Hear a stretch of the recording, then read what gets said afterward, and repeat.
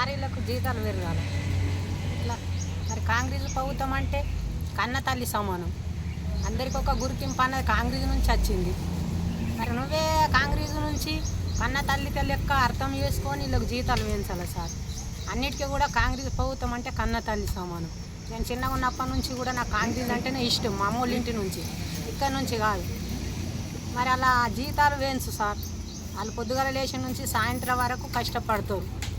ఇప్పుడు కోటేశ్వరులను చేయాలంటే వాళ్ళు అరకు చేస్తేనే కదా మేము కోటేశ్వరులం అయ్యేది. ఇల్లు తిరగాల, మళ్ళీ ఇల్లు తిరగాల. మీరు లోన్లు ఇస్తారు, ఆ లోన్లు అరకు వాళ్ళు అసలు చేయాలా, చేయకపోతే మీతోని బాధ. ఒక 10 గంటల రాత్రి అయినా మేము వాళ్ళతో కూడా వెళ్తున్నాము అసలులకు. వాళ్ళు ఏమంటారు, ఇంటికి వెళ్ళి ఇచ్చినావా కడతాం పో అంటారు. మాతోని ఇబ్బంది, లోన్లు తీసుకున్న వాళ్ళతో ఇబ్బంది, మీరు బ్యాంకు వాళ్ళతో ఇబ్బంది పడతారు సార్. వాళ్ళు ఈ జీతం కూడా వాళ్ళకు తక్కువని. మరి మీరు వాళ్ళకి ఆలోచించి జీతాలు వేయించాలి సార్.